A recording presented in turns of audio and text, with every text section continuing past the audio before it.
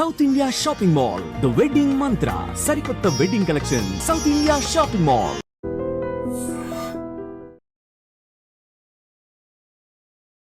నాటి మీనా కుమారి అనగానే Hitler cinema గుర్తొస్తుంది. ఆ ఫీల్ ఎలా అనిపిస్తుంది? అసలు నిజంగా ఒక విధంగా నాకు అదృష్టం అండి.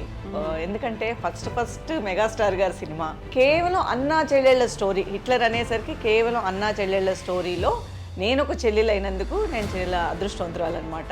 నేను హిట్లర్ ఎలా చేశాను అంటే మామూలుగా మనోరమ గారు పి వాసు గారి డైరెక్షన్లో ప్రభుదేవా నగ్మా చేశారు. అంటే అప్పుడు నన్ను చూశారు వాళ్ళు లవ్ బర్డ్. హిట్లర్ ఒకటే నాకు మెయిన్ టైటిల్ అయిపోయింది అనమాట. భయంకరమైనటువంటి సిచ్యువేషన్స్ బయట ఫేస్ చేసినవి కూడా ఉన్నాయి కదా. అవును, ఎందుకంటే చిరంజీవి గారిని తిడతాను కదా. అమ్మా సరస్వతి, నువ్వేనా మాట అమ్మమ్మా. రావద్దు, నిన్ను చూస్తుంటేనే ఏమోని చూస్తున్నట్టుంది. ఓకే, ఒక్క డైలాగే చాలు సినిమా అంతటికి. సో బయట నువ్వు ఒక ఎముల్లా కనిపిస్తున్నావు అన్న డైలాగ్ ని ఎలా రియాక్ట్ అయ్యారు, అసలు ఎలా తీసుకున్నారు? సూళూరుపేటలో ఒక ఫంక్షన్, ఒక విలేజ్ దగ్గర చాలా మంది అడ్డుకొని ఆపేశారు కారు. ఎందుకు ఆపేశారో అర్థం కాలేదు. తీరా చూస్తే ప్రాబ్లం నేనే. నువ్వు ఎలా అంటావు చిరంజీవి నా మాట అని. ఆ తర్వాత వెంకటేష్ గారికి కూడా చెల్లిగా యాక్ట్ చేయడం అనేది. హిట్లర్ తర్వాత గొప్పగా చెప్పుకునే సినిమా జయం మనదేరా. ఎప్పుడైనా ఆఫర్స్ రాలేదా హీరోయిన్ గా చేస్తే బాగుంటుంది అనేది? హీరోయిన్ ఆఫర్స్ వచ్చింది అదే, బట్ ఏంటంటే మనకి నేనంత హీరోయిన్గా ఎక్స్పోజ్ చేసేంత ఫిజిక్ కాదేమో నాది అనేది నాకు అనిపించింది. ఇందులో నేను యాక్ట్ చేస్తున్నాను అని చెప్పిన తర్వాత వచ్చేటువంటి ఇబ్బందికర సంఘటనలు అలాంటివి ఏమైనా మీరు ఫేస్ చేశారా? అంటే మెయిన్ ఏంటంటే మా వరకు, మా జనరేషన్ వరకు ఒక పెద్ద లక్ ఏంటంటే పర్సనల్గా నేనేమి అలాంటి సంఘటనలు ఏం ఫేస్ చేయలేదు. విజయకాంత్ గారితో ఫైటింగ్ గా 15 రోజులు షూట్ అన్నప్పుడు 15 రోజులు అలా ఎత్తుకునే ఉన్నారా మిమ్మల్ని? 15 రోజులు లేదు, ఒక 5-6 షార్ట్సే ఎత్తుకోవడం. ఓకే, తర్వాత ఏమన్నారు మీరు భుజాన్ని ఎత్తుకున్న తర్వాత విజయకాంత్ గారు? తర్వాత ఆయన ఏమన్నారంటే ఫస్ట్ షార్ట్ అయిపోయింది, ఆయన గాల్లో కిక్ చేసి కొడతారు, అది ఆయన style. Okay okay okay. So Telugu ప్రేక్షకులకి చెల్లిగా పరిచయం అయ్యారు, ఆ తర్వాత మళ్ళీ రీఎంట్రీ తల్లిగా రావడం అనేది. సో క్వైట్ కాంట్రాస్ట్ రోల్స్ అనేవి అక్కడ కనిపిస్తూ ఉంటాయి కదా. చెల్లిగా అయిన తర్వాత హీరోయిన్గా చేశాను జానకి. నా ఫస్ట్ సీరియల్ జెమినీలో జానకి అని, అదే ఫస్ట్ ఏవిఎం వాళ్ళు ఇచ్చింది నాకు సీరియల్. సో ఒక ట్రెడిషనల్ ఆర్థోడాక్స్ ఫ్యామిలీ నుంచి వచ్చిన తర్వాత సినిమాలు అంటే ఫస్ట్ వచ్చినటువంటి రియాక్షన్ ఏంటి అసలు? ఫస్ట్ అందరికీ చాలా మందికి మా వాళ్ళకి నచ్చలేదు. అవును, ఎందుకంటే అప్పుడు కొంచెం, బట్ నా కెరియర్ బాగుండడం వల్ల అందరూ ఈరోజు హ్యాపీగా ఉన్నారు. సినిమాలో చేసి వచ్చినటువంటి అమ్మాయి పెళ్ళి అంటే ఆలోచిస్తారు అనేది ఉంటుంది కదా. అంటే ఫస్ట్ ఆలోచనే ఉండేది, కానీ మా అత్తయ్య గారు అబ్బాయి వాళ్ళు ఫిక్స్ అయిపోయారు కాబట్టి ఫస్ట్ నుంచి నన్ను చిన్నప్పటి నుంచి అనుకున్నారా? అందుకని ఆ ప్రాబ్లం నేను ఫేస్ చేయలేదు.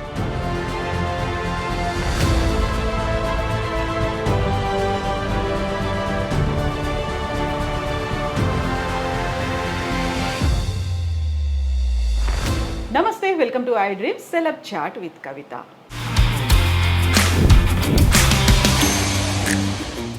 అందము అభినయము కలగలిసినటువంటి అచ్చ తెలుగు అమ్మాయి, సౌత్ ఇండియాలో ఉన్నటువంటి అన్ని లాంగ్వేజెస్లో నటించినటువంటి నటి ప్రస్తుతం మనతో పాటుగా ఉన్నారు. తనే అందరికీ ఇష్టమైనటువంటి చెల్లెలు మీనా కుమారి గారు. మీనా కుమారి గారు నమస్కారం. నమస్తే అండి. ఎలా ఉన్నారు? ఐ డ్రీమ్ ప్రేక్షకులకి ముందుగా నా నమస్కారాలు. థ్యాంక్ యూ సో మచ్ అండి. ఎలా ఉన్నారు మీరు? బాగున్నానండి. సో నటి మీనా కుమారి అనగానే ఒక చెల్లిగానే గుర్తొస్తుంది కదా, ఎలా అనిపిస్తుంది ఆ ఫీల్ అసలు? అంటే నటిగా అన్నప్పుడు చిన్నప్పటి నుంచి మనం చెల్లి, అక్క, వదిన అలా స్టెప్ బై స్టెప్ వచ్చినందుకు, అన్ని పాత్రలు పోషించినందుకు ఒక మంచి ఫీలే ఉంటుంది. ఎందుకంటే జర్నీలో మనకి ఫస్ట్ నుంచి ఉంది కదా, చెల్లి, అక్క, వదిన, అమ్మ, ఇప్పుడు ప్రస్తుతానికి అమ్మ వరకు వచ్చాం. సో జర్నీ బాగుందన్నమాట. అన్ని క్యారెక్టర్స్, అన్ని ఫీలింగ్స్ మనం ప్రదర్శించగలిగాము అనే ఒక తృప్తి ఉంది. సో ఫస్ట్ నాటి మీనా కుమారి అనగానే హిట్లర్ సినిమా గుర్తొస్తుంది. హిట్లర్ సినిమాల్లో 5 చెల్లెల్లో ఉన్నటువంటి ఆ ప్రేమ ఆప్యాయతలు, ఒక చాలా దాన్ని కంట్రోల్డ్గా ఉంచాలి అని చూసేటువంటి ఒక అన్న, ఆ ఫీల్ ఎలా అనిపిస్తుంది? అసలు నిజంగా ఒక విధంగా నాకు అదృష్టం అండి. ఎందుకంటే ఫస్ట్ మెగాస్టార్ గారి సినిమా 5, అది అన్నా చెల్లెళ్ళకి. ఇప్పుడు యూజువల్గా సినిమాల్లో చెల్లెల క్యారెక్టర్ ఉంటుంది, మేబీ అంతా ఒక పోర్షన్ వరకే ఉంటుంది, మిగతా అదంతా హీరో హీరోయిన్ వేరే లవ్ స్టోరీ అలా వెళ్తుంది. కానీ కేవలం అన్నా చెల్లెళ్ళ స్టోరీ, హిట్లర్ అనేసరికి కేవలం అన్నా చెల్లెళ్ళ స్టోరీలో నేను ఒక చెల్లెలు అయినందుకు నేను చాలా అదృష్టవంతురాలన్నమాట. అది 5వ చెల్లెలు అంటే చిన్నమ్మాయి అంటే చాలా ప్రేమ ఎక్కువ ఇది ఉంటుంది కదా ఆబ్వియస్గా. సో టోటల్గా సెట్లో కూడా నా మీద కొంచెం ఎక్కువ అభిమానము, ఎక్కువ ప్రేమ ఉండేది అందరికీ. అప్పుడు చిన్నపిల్ల కాబట్టి కొంచెం అంటే అందరూ కొంచెం అప్పటికే ఎంట్రీ ఇచ్చేశారు, సినిమాల్లోకి ఎంట్రీ ఇచ్చేశారు. సో వాళ్ళకి కొంచెం ప్రొఫెషనలిజంగా ఉండేవాళ్ళు. మనకు అదంతా ఏం తెలీదు. సో మనం ఫస్ట్ వెళ్ళడం వల్ల ఆ కొంచెం అమాయకత్వం, ఆ కొంచెం అందరికీ అదేంటంటే నచ్చేది. ప్రొఫెషనల్గా ఉండేవాళ్ళం కాదు, అంతగా మనకి తెలియదు కాబట్టి అందరితో నవ్వుతూ, అందరూ నాతో బాగా మాట్లాడుతూ, చిన్నపిల్లని ఇప్పుడు మన చిన్నపిల్లలు ఎవరైనా షూటింగ్ వస్తే ఎలా చూసుకుంటాం అలా ఉండేది అనమాట. ప్యాంపరింగ్ ఉండేది. సో అది చాలా అదృష్టం అనే చెప్పాలి కదా. అంత పెద్ద సినిమాలో అంత పెద్ద మెగాస్టార్ పక్కన అలాంటి అదృష్టం అనేది ఎవరికో ఒకళ్ళకనే దొరకదు. ట్రూ. అప్పుడు ఏజ్ ఎంత మీది? అంటే అప్పుడే నాకు +1 అయింది. అంటే ఫస్ట్ ఇయర్ అయింది అంతే. సో మరి దాన్ని ఎలా బ్యాలెన్స్ చేసుకున్నారు, అట చదువుని ఇటు సినిమాని? అంటే చదువుగా అంటే మన సినిమాలోకి వచ్చేసిన తర్వాత ఇంకా చదువు అనేది మనకి సెకండరీ అయిపోతుంది కదా ఆబ్వియస్లీ. ఉండేది ఉన్నట్టు చెప్పాలి మనం. సో మనకి ఒకవేళ అవకాశాలు రాకపోయి ఉంటే మేబీ అటువైపు నేను ఎక్కువ కాన్సన్ట్రేట్ చేసి ఉండేదాన్నేమో. నాకు వెంటనే అవకాశాలు రావడం అంటే నేను ఇదే కావాలి రోలు అని కూర్చోకపోవడమా, ఆ టైం నాకు తెలియలేదు. ఎలా అంటే మనం ఇలాంటిదే చేయాలి, అలాంటిదే చేయాలి. ఒకటి ఏంటంటే మన క్యారెక్టర్ చెప్పుకోవాలి సినిమా బయట వస్తే, ఓకేనా. తర్వాత మనకంటూ ఒక లిమిట్స్ ఉన్నాయి, ఆ లిమిట్స్ని దాటి మనం యాక్ట్ చేయలేము. ఈ రెండే అనమాట. అది తప్ప ఏ రోల్ చేయాలి, హీరోయిన్ చేయాలా, అది చేయాలా, ఇది చేయాలి అలాంటి ఇది పెట్టుకోలేదు, రూల్స్ పెట్టుకోలేదు. సో నాకు వెంటనే చెల్లెలు దగ్గర హిట్లర్ చేసిన తర్వాత నేను హిట్లర్ కన్నా ముందు రిక్షావాడు చేశాను చిరంజీవి గారితో. ఎందుకంటే అది పక్కనే వెంటనే వచ్చింది. నేను హిట్లర్ ఎలా చేశాను అంటే మామూలుగా మనోరమ గారి కూతురు కింద లవ్ బర్డ్స్ చేశాను, ప్రభుదేవ్ గారి సిస్టర్ కింద, పి వాసు గారి డైరెక్షన్లో. సో నాకు అది ఇది ముందానే నాకు కన్ఫ్యూజన్. అంటే మేబీ రిక్షావాడు తర్వాతే, అది పక్కన వెంటనే అనమాట. లవ్ బర్డ్స్ చేస్తున్నప్పుడు పి వాసు గారి డైరెక్షన్లో ప్రభుదేవా నగ్మా చేశారు, తమిళ్ మూవీ. అందులో చేశాను. అందులో చేస్తూ మనోరమ గారే ఇక్కడ కూడా అమ్మ అనమాట, చిరంజీవి గారి అమ్మ రిక్షావాళ్ళు. మనోరమ గారి కోసం మేనేజర్స్ వచ్చారు, మాట్లాడారు, ఏదో మాట్లాడుతుంటే అప్పుడు నన్ను చూశారు వాళ్ళు లవ్ బర్డ్స్లో. సో అక్కడ కూడా చిరంజీవి గారి సిస్టర్ క్యారెక్టర్ కావాలి అని చెప్పేసి వెంటనే నన్ను అడిగారనమాట. బట్ అందులో వర్క్ కొంచెమే, బట్ అది కూడా ఇంపార్టెంట్ రోల్గానే ఉండింది, బాగానే ఉండింది. ఆ తర్వాత హిట్లర్ అనేది అసలు అదంతా మాసిపోయింది అనమాట. మిగతా ఏ చెల్లెళ్ళు చేసినా కూడా అదన్నీ మాసిపోయి హిట్లర్ ఒకటే నాకు మెయిన్ టైటిల్ అయిపోయింది అనమాట. చాలా ప్లస్సే కదా నాకు. So true. అందులో ఎన్ని నాస్టాలజిక్ మూమెంట్స్, మెమరీస్ ఎన్ని ఉన్నాయో. ఆ తర్వాత కూడా కొన్ని దాన్ని ఏమంటారు భయంకరమైనటువంటి సిచ్యువేషన్స్ బయట ఫేస్ చేసినవి కూడా ఉన్నాయి కదా. అవును, ఎందుకంటే చిరంజీవి గారిని తిడతాను కదా. అవును కదా. ఓకే, ఒక్క డైలాగే చాలు సినిమా అంతటికి. నాకు అదే అనిపిస్తుంది, అసలు పెద్ద మెగాస్టార్ గారి సినిమాలో ఒక చిన్న వర్డ్ కూడా అంత విలువ ఉంటుంది. సో ఒక నా సెంటెన్స్ చిన్నదే, నేను చూస్తే ముళ్ళా ఉన్నావు నాకు అనేది, బట్ ఆ ఫీల్ అనేది ఒక అన్నయ్య కష్టపడి పెంచి అన్నీ చేసిన తర్వాత ఆ ఒక వర్డ్ ఎంత హర్ట్ చేస్తుంది అన్నయ్యని. సో అది జనాల్ని ఎంత హర్ట్ చేసింది. వాళ్ళ రియాక్షన్ చూసాక నాకు అర్థమైంది, అమ్మో ఇంత పవర్ ఉంటుందా డైలాగ్స్కి అని. కాకుండా అది మీ అంతా మీరు కావాలని చేసింది కాదు, ఆ స్క్రిప్ట్ అలాగే ఉంది. దాంట్లో సినిమాలో ఫ్లో, అది నెక్స్ట్ సీన్ ని బిల్డ్ చేసేది, ఆ టెంపో మెయింటైన్ చేసేది అదే డైలాగ్. అందుకని అసలు ఆ డైలాగ్ అంటే ఆ సినిమాకి ఒక ఎక్కువ అంటే ఆయన లాస్ట్ ఆ డైలాగ్ తర్వాత ఆయన అక్కడి నుంచి వెళ్ళిపోతారు కదా. సో ఆ పెయిన్ చాలా క్యారీ ఓవర్ అవుతుంది అనమాట దానికి. చాలా హర్ట్ అవుతుంది. అంటే నేను ఇంత అల్లారు ముద్దుగా పెంచుకున్నటువంటి తనే అలా అనేసిందే, ఏం నోరు తెరవని ఆ అమ్మాయి కూడా ఇలా మారిపోయింది అనేసరికి అసలు సినిమాలో అయితే గూస్ బంప్సే మొత్తం. మేము ఫస్ట్ అందరం కలిసి ప్రివ్యూ చూసాం. చిరంజీవి గారు, అక్క చెల్లెళ్ళు, మా వరకే ఒక ప్రివ్యూ వేశారు. అప్పుడు ప్రివ్యూస్ ఉండేవి కదా, మా వరకే ప్రివ్యూ వేశారు. ఫస్ట్ ప్రివ్యూ చూసినప్పుడు అంతా ఎంత ఆనందం అయిపోయిందో, టైటిల్లో మొత్తం స్క్రీన్లో పేరు వచ్చినప్పుడు. సో ఆ సినిమా అంతా మేమేదో ఒక శ్రీదేవి లాగా ఫీల్ అయిపోయాం. సో టోటల్గా పెద్ద హీరోయిన్ లాగా ఫీల్ అనిపించింది అనమాట. చాలా హ్యాపీగా అనిపించింది. సో బయట నువ్వు ఒక ఎమ్ముల్లా కనిపిస్తున్నావు అన్న డైలాగ్ని ఎలా రియాక్ట్ అయ్యారు, అసలు ఎలా తీసుకున్నారు? అసలు ఇప్పుడు 50 days ఫంక్షన్స్ కంతా నేను చెన్నైలో ఉంటున్నాను కాబట్టి ఈ చుట్టుపక్కల వాటన్నిటికీ మమ్మల్ని పిలిచేవారు. సిస్టర్స్ అంతా చెన్నైయే, మమ్మల్ని సూళ్ళూరుపేట, నెల్లూరు ఇవన్నీ 50 days ఫంక్షన్స్ అంతా మేము అటెండ్ అయ్యేవాళ్ళం. హైదరాబాద్ అంటే కొంచెం లాంగ్గా ఉండేది, దానికి కూడా కొన్నిటికి వెళ్ళాము. సూళ్ళూరుపేటలో ఒక ఫంక్షన్, 50 days ఫంక్షన్ సంథింగ్ అని సరే రమ్మన్నారు. మేమంతా నేను అప్పుడు అంబాసిడర్ ఉండేది, సరే ఒక అంబాసిడర్లో వెళ్తూ ఉన్నప్పుడు కొంతమంది సూళ్ళూరుపేట ముందు ఒక విలేజ్ దగ్గర చాలా మంది అడ్డుకొని ఆపేశారు కారు ఆపేస్తే ఎందుకు ఆపేశారో అర్థం కాలేదు. బయట అన్న అరుపులు వినిపిస్తున్నాయి. అప్పుడు అద్దాల పైగా అది ఏంటి అరుసు, ఏదైనా గొడవ అవుతుందేమో, రోడ్లు ఏదైనా ప్రాబ్లం ఏమో, తీరా చూస్తే ప్రాబ్లం నేనే. నువ్వు ఎలా అంటావు చిరంజీవి నా మాట అని. సరే నాకు కూడా అందరూ ఉన్నారు కాబట్టి కొంచెం ఇదిగానే, లేదా మళ్ళీ చూడాలంటే చూసి మళ్ళీ ఎందుకు అన్నావు, ఎలా అంటావు అని. మనకేం తెలుసు, ఇది మనం ఇంత ప్రెషర్ ఉంటుందని మనకెలా తెలుసు అనగానే ఒక విధంగా అది హ్యాపీగానే అనిపించింది. అంటే అంత రియాక్ట్ అయ్యారు, అంత ఇన్వాల్వ్ అయ్యారు ఆ డైలాగ్కి. సో ఈ విధంగా కొంచెం కొంచెం మనము ఫేమస్ అయ్యాము అనిపించింది. సో చిరంజీవి గారి మీద ఉన్న అభిమానం ఎలాంటిదో, వాళ్ళ అభిమానులు ఎంత రియాక్ట్ అవుతారో అప్పుడు అర్థమైంది. ఛాన్సే లేదండి. బయట అసలు మనం అనుకుంటాం కానీ మనం చూసేదంతా గోరంతే అనిపిస్తుంది. అంత అభిమానం ఒక్కొక్కళ్ళల్లో ఉందండి. ఈ చిన్న రోల్స్ చేసే మా మీదే ఇంత అభిమానం ఉండేటప్పుడు అంత పెద్ద లెజెండ్ యాక్టర్ మీద వాళ్ళ మీద ఉండే ప్రేమ అసలు అతీతం. వాళ్ళు దేనికైనా రెడీ, ఆ ప్రేమకి వాళ్ళు దేనికైనా ప్రాణాన్ని ఇచ్చేసే దానికి కూడా రెడీ, అలా ఉండేవారు. సో ఈ ఇన్సిడెంట్ చిరంజీవి గారితో షేర్ చేసుకున్నారా మీరు, తెలుసా? అంటే ఆ తర్వాత షేర్ చేసుకునేంత తెలీదు, కానీ గొడవ అయిందని అల్లు అరవింద్ గారికి వాళ్ళందరికీ తెలుసు. ఎందుకంటే అక్కడికి వచ్చారు కదా, ఫంక్షన్కి వచ్చిన అందరికీ తెలుసు. ఇమారని వాళ్ళు నవ్వుకున్నారు.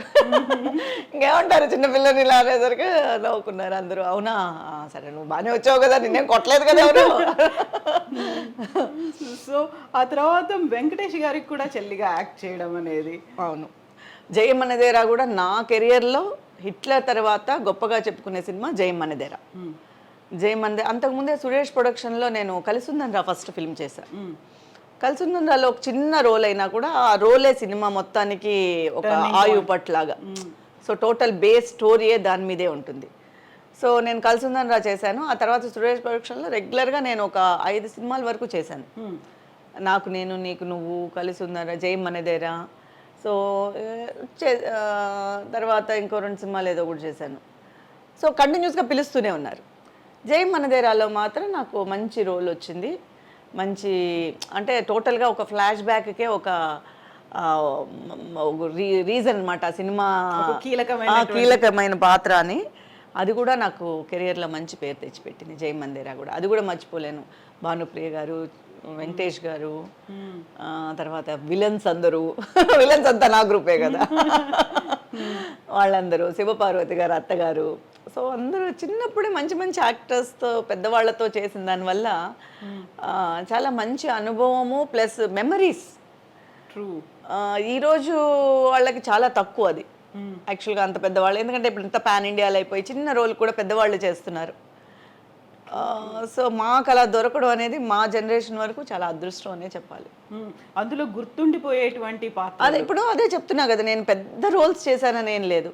అంత చిన్న రోల్ కూడా కీలకమైన పాత్ర అవ్వడం, ఆ సినిమాకి ఇంపాక్ట్ తేవడం, అది నేను ఎలా యాక్ట్ చేశాను అదే పక్కన పెట్టేసేయండి. బట్ అది ఎలా చేసినా కూడా ఆ పాత్రను చెప్పుకునే తగ్గట్టుగా మాట్లాడుతున్నారు కదా ఈ రోజుటి వరకు. సో అది నాకు చాలా హ్యాపీ అనమాట. అంటే ఒక ఆర్టిస్ట్గా నేను ఒక ఫుల్ఫిల్ అయ్యానమాట. ఓకే, మన కూడా చెప్పుకుంటున్నారు బయట అని ఒక ఆనందం ఉంటుందన్నమాట ఎప్పుడు. సో వెంకటేష్ గారి సినిమా తర్వాత అలాంటి ఇష్యూస్ ఈ బయట నుంచి ఏం రాలేదు? కర్నూలులో అలాంటివి రాలేదు. బట్ కర్నూలులో ఆ ఫైట్ ఉంది కదా, ఎండ్ ఫ్లాష్ బ్యాక్లో ఒక ఫైట్ ఉంటుంది. నేను విలన్ని చంపేయడం, ఆ తర్వాత విలన్స్ నన్ను అన్నని చంపేశారని చెప్పి నేను ఇది చేసాను. బట్ విపరీతమైన క్రౌడ్, అసలు ఆ ఫైట్ అయితే ఎర్రటి ఎండల్లో చిరంజీవి వెంకటేష్ గారు కానీ, భానుప్రియ గారు కానీ, నేను ముగ్గురు ఉంటాము. చాలా క్రౌడ్ అయిపోయింది, అసలు చాలా కష్టం అయిపోయింది అప్పుడు అప్పట్లో. సో అంత నెగిటివ్ అనుభవం ఏం లేదు, ఇలా తిట్టడాలు అదంతా లేదు. కానీ దానికి చాలా కష్టపడడం. ఇక్కడి నుంచి మేము బై కార్ వెళ్ళడం, ఆ కారు మధ్యలో చెడిపోవడం, మేము చాలా స్ట్రగుల్ అయి వెళ్ళడం, అలాంటి పర్సనల్గా నేను కష్టపడ్డాను దానికి.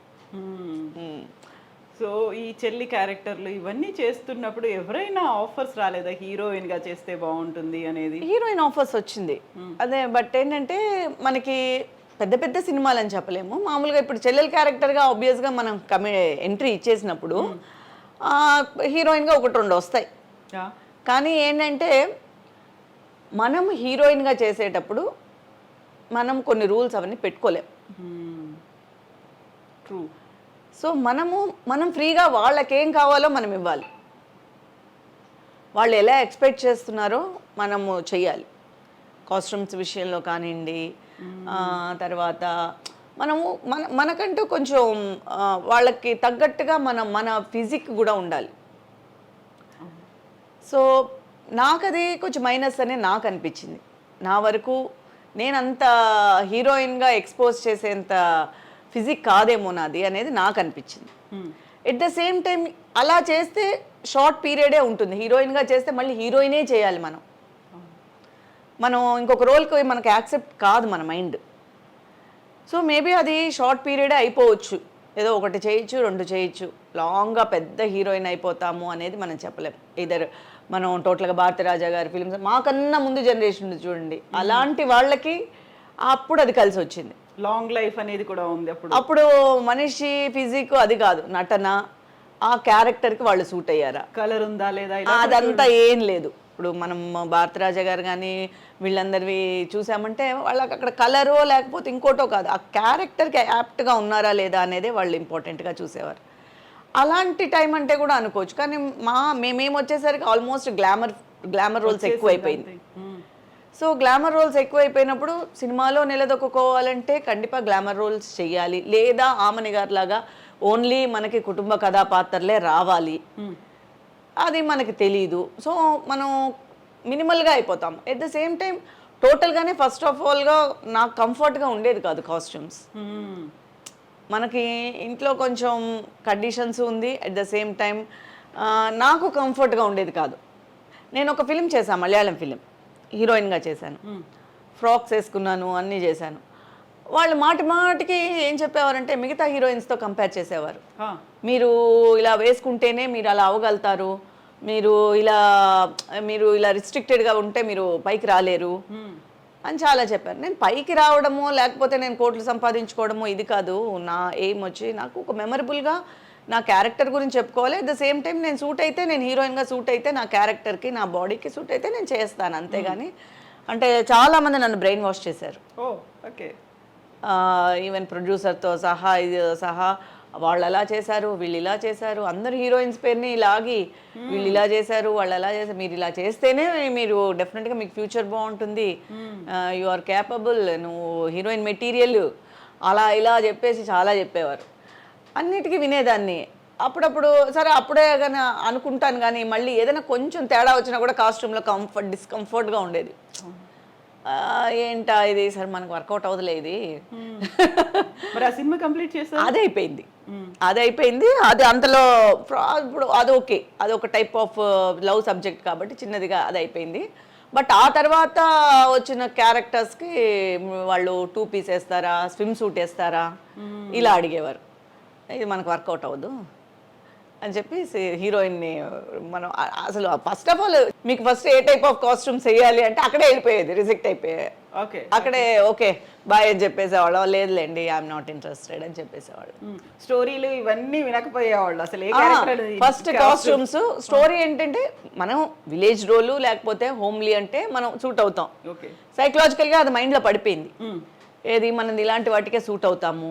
సింపతి రోల్స్ లేకపోతే విలేజ్ టైపు లేకపోతే ఒక కుటుంబ కథాపాత్రలు అయితేనే మన ఫేస్కి సూట్ అవుతుంది, మనకి బాగుంటుంది అని చెప్పి మైండ్లో పడిపోయింది. సో అందుకని ఫస్ట్ క్యారెక్టర్ స్టోరీ అడగంగానే 2 హీరోయిన్స్ అండి, ఒకటి గ్లామర్ రోల్, అది సరే వస్తానండి థ్యాంక్ యూ సో మచ్ అని చెప్పి వచ్చినాయి. కానీ అడిగారు, మొత్తానికి ఆఫర్ అయితే వచ్చింది, అన్నీ చేయలేదు. సో ఇప్పుడు కొన్ని రూల్స్ మీరు పెట్టుకున్నారు, కొన్ని కండిషన్స్ వాళ్ళు పెడతారు. ఆ తర్వాత కూడా సరే ఓకే యాక్సెప్ట్ చేస్తాను, ఇందులో నేను యాక్ట్ చేస్తున్నాను అని చెప్పిన తర్వాత వచ్చేటువంటి ఇబ్బందికర సంఘటనలు అలాంటివి ఏమైనా మీరు ఫేస్ చేశారా? అంటే మెయిన్ ఏంటంటే మా వరకు, మా జనరేషన్ వరకు ఒక పెద్ద లక్ ఏంటంటే ఎప్పుడు కూడా అమ్మలు నాన్నలు నాకు తెలిసి ఇప్పుడంటే ఎవ్వరు రావట్లేదు హీరోయిన్స్తో కానీ ఆర్టిస్టులతో కానీ ఎవ్వరు రావట్లేదు ఇప్పుడు. కానీ మా వరకు వచ్చారు, నేను ఎంట్రీ ఇచ్చినప్పటి వరకు వచ్చారు. సో మా చుట్టూ మనుషులు ఉండేవారు. సో వాళ్ళు అది దాటి అలాంటి సంఘటనలు మా వరకు వచ్చేవి కాదు, నేను ఫేస్ చేయలేదు. పర్సనల్గా నేనేమి అలాంటి సంఘటనలు ఏం ఫేస్ చేయలేదు. సో ఈ ఇండస్ట్రీకి అంటే ఇప్పుడు సీరియల్స్కి రాకముందు సినిమా ఇండస్ట్రీలో ఉన్నప్పుడు అసలు ఎందుకు వచ్చానో వదిలేసి వెళ్ళిపోతే బాగుండేది కదా, అలాంటి ఇన్సిడెంట్స్ అలా ఎప్పుడు అనిపించేది అంటే పగలు రాత్రి వర్క్ చేస్తాం కదా, నిద్ర లేకుండా ఓ పక్క నిద్ర వచ్చేస్తూ ఉంటుంది, ఓ పక్క రాత్రి షూట్లు జరుగుతూ ఉంటుంది, అబ్బా అనిపిస్తుంది. కానీ అది స్క్రీన్ పైన లేకపోతే బయట వాళ్ళు పొగిడినప్పుడు అదంతా మర్చిపోతాం, తెర మీద చూసుకున్నా అలా మర్చిపోతాము ఎవరైనా పొగిడినప్పుడు. కానీ ఫస్ట్లో అంత నిద్ర లేకపోయినా కూడా ఆ క్యారెక్టర్ వల్ల మనకి ఆ ఇంపాక్ట్ ఉండేది. అది ఇప్పుడు కొంచెం రాత్రి నిద్ర లేకుండా చేయమంటే మాత్రం అబ్బా అనిపిస్తుంది. ఇప్పుడు రూల్స్ పెట్టుకుంటున్నాం, రాత్రి అయితే మేము చేయం, లేదా ఎప్పుడోసారి అయితే ఎమర్జెన్సీ అయితే చేస్తాము, రెగ్యులర్గా నైట్స్ షూట్ అయితే మేము చేయము అనేది ఇప్పుడు బయటపడి చెప్పేస్తున్నాం. ఇప్పుడు ఇంకా కొంచెం సీనియారిటీ వచ్చింది కదా. 30 years?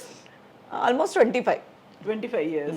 ఓకే, వెరీ ఫస్ట్ తమిళ్లో చేశారు మీరు? ఫస్ట్ ఎంట్రీ తమిళ్, విజయకాంత్ గారి ఫిలిము, అందులోనూ సిస్టర్ అనమాట. యాక్చువల్గా అప్పుడే అనుకున్నాను చేద్దాము అని, అప్పుడు ఆఫర్ వచ్చే అది ఒక పెద్ద, నేను అదే చాలాసార్లే చెప్పాను కానీ ఎన్నిసార్లు చెప్పినా మర్చిపోలేని విషయం అది. పెద్ద ఫస్ట్ స్టార్ట్ అవ్వడమే ఫైట్తో స్టార్ట్ అయింది నా కెరియర్. ఓకే, ఫస్ట్ తీసుకెళ్ళి ఫైట్ ముందు నుంచోబెట్టారు, ఏం తెలీదు, మొత్తం అన్ని తాళ్ళు కట్టేసి రోప్స్ కట్టేసి రోప్ షాట్ వేరే. ఆ హీరో ఏంటంటే పెద్ద ఫైట్స్లో చాలా సూపర్ స్టార్ అనమాట ఆయన, ఇక్కడ తమిళనాడులో విజయకాంత్ అని. ఆయన మీద నన్ను ఎక్కించుకొని ఫైట్ చేస్తాడు.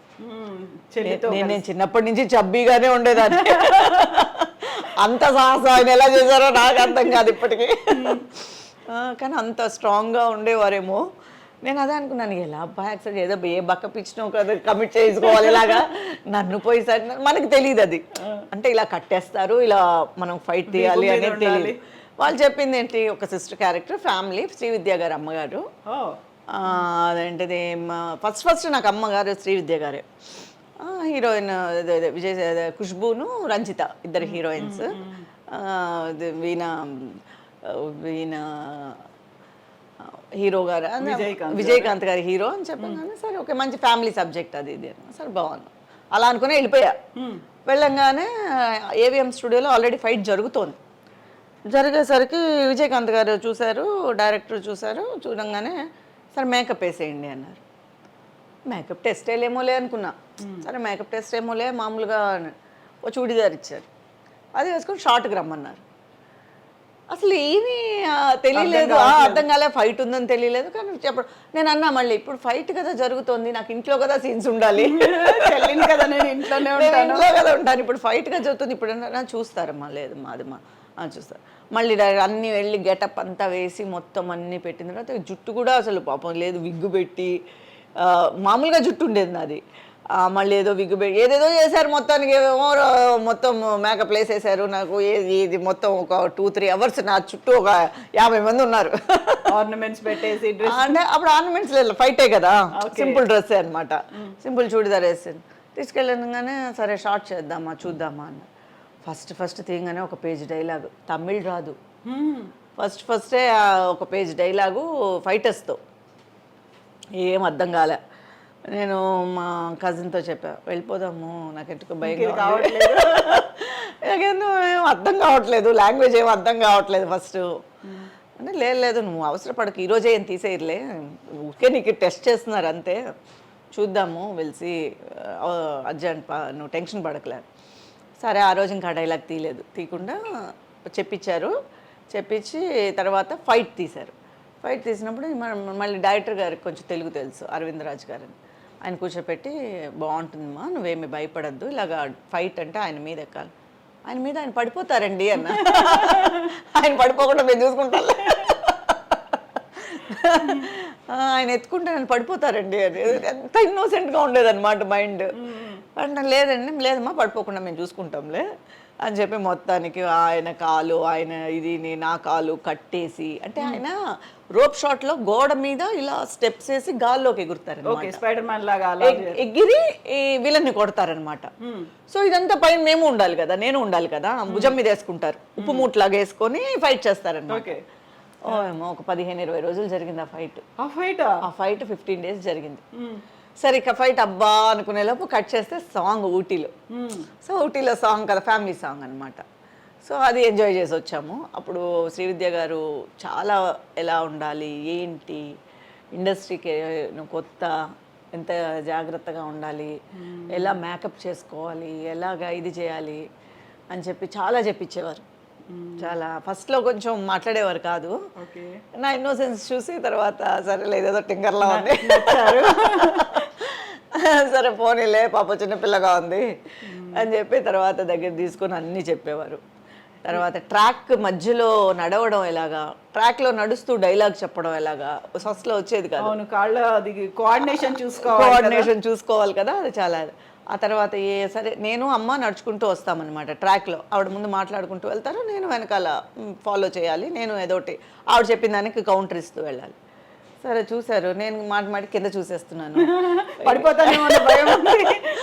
సో ఇది వర్కౌట్ కాదని మళ్ళీ ఏం చేశారు, 2 ట్రాక్లు వేసి ఆ 2 ట్రాక్ల మధ్యలోనే మమ్మల్ని నడిపించారు. సో మన కోసం అంత చేశారు అంటే ఆ షాట్ ఎంత ఇంపార్టెంటు, ఆ షాట్ అలాగే తీయాలని ఆ డైరెక్టర్ ఎంత పట్టుపట్టారు, ఆ వర్క్ మీద ఉండేది. అంటే ఏదో ఒక ఎలాగైనా తీయాలి, అలాగే తీయాలి షాట్, ఈ అమ్మాయి చేత చేయించాలి. అని తర్వాత కొంచెం అలవాటైంది. విజయకాంత్ గారితో ఫైటింగ్ 15 రోజులు షూట్ అన్నప్పుడు 15 రోజులు అలా ఎత్తుకునే ఉన్నారా మిమ్మల్ని? 15 రోజులు లేదు. ఫస్ట్ లో ఏంటంటే నన్ను ఒక బాక్స్ లో దాచేస్తారు. బాక్స్ తీసినప్పుడు ఫస్ట్ మీరుంటారు, తర్వాత అందులో ఉంటే ఆయన కాపాడి ఒక 5-6 షాట్సే ఎత్తుకోవడం. ఓకే, మిగతా అంతా ఓ పక్క నుంచో పెట్టే ఫైట్ చేస్తారు కదా. కొన్ని ఫస్ట్లో మాత్రమే అది తీసినప్పుడు ఎవరో విలన్ అనుకొని తీస్తారు, నేను లేస్తాను, ఈ లోపల ఎవరో వస్తుంటే అప్పుడు గబక్కన మీద వేసుకొని ఫైట్ చేస్తారు. ఆ తర్వాత కింద నుంచో పెట్టి మళ్ళీ బ్యాలెన్స్ ఫైట్ అంతా జరిగింది. ఒక 5-6 షాట్స్ అనమాట. ఓకే, తర్వాత ఏమన్నారు మీరు భుజాన్ని ఎత్తుకున్న తర్వాత విజయకాంత్ గారితో కానీ? తర్వాత ఆయన ఏమన్నారంటే ఫస్ట్ షార్ట్ అయిపోయింది, నేను ఎవరో తెలుసా అన్నారు. నేనే ఫస్ట్ టైం చూడడం. తెలీదు అంటే ప్రాబ్లం, అంటే పెద్ద హీరో అని తెలుసు, తెలీదు అని చెప్పలేను, కానీ ఫస్ట్ టైమే చూడడం. తెలుసు సార్, అలా కాదు అన్నట్టు. మళ్ళీ ఎవరు అడుగుతారేమో అని భయం క్వశ్చన్స్. తెలుసు సార్, నా ఫైట్స్ తెలుసా, నేను ఫైట్ చూశాను. ఈ లోపల ఆయన షార్ట్కి పిలిచారమ్మ. అప్పుడు ఫైటర్స్ అంతా తెలుగు వాళ్ళు కొంచెం చాలా మంది ఉన్నారు, పొన్నాంబలం గారు వీళ్ళంతా కూడా అప్పుడు ఉండేవారు ఫైట్ ఇదిగా. సార్ ఫైట్ ఏంటి స్పెషల్ అంటున్నారు, ఎలాగా? ఆయన గాల్లో కిక్ చేసి కొడతారు, అది ఆయన స్టైలు. ఓకే అలా కొంచెం నేను ఈ లోపల తెలుసుకుంటున్నాను అనమాట ఆయన గురించి. మెల్లిగా ట్యూన్ అయ్యి ఆయన సినిమాలు చూడడం. అప్పుడు ఇవి కూడా లేదు కదా, టోటల్గా మనకి మొబైల్స్ లేవు, మొబైల్స్ రాలేదు ఇంకా అప్పటికి. మొబైల్స్ లేదు. సరే ఇంటికి వెళ్ళి మనం ఏదైనా థియేటర్కి వెళ్ళే చూడాలి, సినిమా చూడాలంటే అప్పుడు వెంటనే ఆయన సినిమా అంటే ఎక్కడి నుంచి వస్తుంది. సో ఆయన సినిమా ఏదైనా రిలీజ్ అయితే గబగబా పరిగెత్తి వెళ్ళి ఆ సినిమా చూడడం, ఆయన ఎలా చేశారు ఏంటి అనేది అప్పుడు ఒక్కొక్కళ్ళ గురించి తెలుసుకోవాలన్నమాట. సో సినిమా మీద అవగాహన అనేది ఆ తర్వాతే మొదలైంది. బేసిక్గా అంతకు ముందు వరకు ఏదో చిన్న ప్రేక్షకురాల్లాగా సినిమా చూడడమే కానీ దాని మీద పెద్ద అవగాహన లేదు. ఆ తర్వాత కొంచెం ఇంట్రెస్ట్ రావడం, తెలుసుకోవడం, పూర్తిగా తెలుసుకునే లోపే మనం ఏదో ఒక విధంగా బిజీ అయిపోవడం. నిజంగా చెప్పాలంటే ఇంకా ఫుల్ ఫ్లెడ్జ్డ్గా కూడా నాకు ఇంకా అవగాహన రాలేదనే చెప్పాలి. ఎందుకంటే అంత బిజీ అయిపోయాను టోటల్గానే. రెగ్యులర్ షూట్స్, తర్వాత సినిమాల తర్వాత మలయాళంకి వెళ్ళాను సడన్గా. మలయాళంలోకి వెళ్ళిన తర్వాత నేను చేసింది ప్రతిదీ నా లక్ హిట్ అయిపోవడం. సో ఒక 10 ఏళ్ళు మలయాళంలో వెళ్ళాం హీరోయిన్గా సీరియల్స్లో. సో మనం లేకపోతే జరగదు. సినిమాకి ఎలాగైతే హీరోనో సీరియల్కి హీరోయినే మెయిన్. సో అంతా మన మీద. అందుకని ఈవెన్ నాకు నంది అవార్డు వచ్చినప్పుడు కూడా నేను వెళ్ళలేకపోయాను తీసుకోవడానికి. సో నేను ఈరోజు చాలా బాధపడే విషయం ఏంటంటే, ఆ రోజు పాప మా సిస్టర్ వెళ్ళి తీసుకున్నందుకు సంతోషమే, కానీ చూడు ఎంత పెద్ద అవార్డుని కూడా మనం వెళ్ళి తీసుకోలేనంత బిజీలో ఉండిపోయిన దాన్ని తెలియలేదు. చూసావా ఎందుకంటే కేరళలో ఎక్కడో ఒక విలేజ్లో ఉన్నాం, అక్కడి నుంచి 4 రోజులు పట్టేది బయటికి హైదరాబాద్ రావాలంటే. మ్మ్. సో వాళ్ళు 4 రోజులు షూటింగ్ క్యాన్సిల్ చేసుకోవాలి. 4 రోజులు షూటింగ్ క్యాన్సిల్ చేసుకుంటే వాళ్ళకి అందరికీ ప్రాబ్లం అయిపోయేది. మ్మ్. సో ఇంకేం చేయాలో తెల్ల అడిగి చూశాను. 4 రోజులు అంటే కష్టం అమ్మా, వెళ్ళడం మీరు రావడం 4 days 5 days అయిపోతుంది ఈజీగా. సో టోటల్ షెడ్యూల్ ఏదైపోతుంది, ఎలా ఇవ్వము అది ఇది అంటే, సరే అప్పటికి నాకు దాని మీద ఇంపార్టెన్స్. అవును కదా, నేను లేకపోతే ఇక్కడ జరగదు కదా, సర్లే మా చెల్లిని వెళ్ళి తీసుకోమంటారు అని చెప్పి అది కూడా తీసుకోలేకపోయాను ఆ రోజుల్లో నేను. అది తెలుగుకి వచ్చింది కదా, తెలుగు సీరియల్ అనుబంధం అంతరంగాల తర్వాత, అంతరంగాలు నా ఫస్ట్ సీరియల్ ఈటీవీలో. అది కూడా చాలా పాపులర్ అయింది, ప్రియాంక రోల్. ఇప్పటికీ అంతరంగాలు మాట్లాడతారు. సో పొగరబోతు క్యారెక్టర్, ఫస్ట్ నెగిటివ్ క్యారెక్టర్ అనమాట. అంతరంగాలు, అనంత మానస చదరంగాలు పాట ఉండేది కదా. అసలు అది ఎంత మైండ్కి కానీ మన ఫీలింగ్స్కి కానీ ఫస్ట్ వచ్చే సీరియల్స్ అవి వచ్చాయి కాబట్టి, సుమన్ గారు అయితే అసలు ఒక్కొక్క వర్డ్ చూసి రాసేవారు దాంట్లో. ఒక్క వర్డ్ కాదు, ఒక లెటర్. మేము ఆ లెటర్ని కాగని కూడా అనకూడదు, అంతా ఆయన ఆలోచించి రాసిన స్క్రిప్ట్ అది. ఈవెన్ శరత్ బాబు గారు కానీ ఏ ఆర్టిస్ట్ మార్చడానికి లేదు, ఆయన ఎలా రాశారో మేము అలాగే చెప్పాలి. ఎందుకంటే ఆయన అంత పక్కాగా ఉండేవారు ఆ స్క్రిప్ట్ మీద. నేను ఎంతో ఆలోచించి ఒక్కొక్క కథాపాత్రని నేను క్రియేట్ చేసి దానికని డైలాగ్స్ రాస్తున్నాను. ఎవరు మార్చేసి వాళ్ళ ఓన్ చేసుకోవడానికి అని చెప్పి మార్చేయకండి.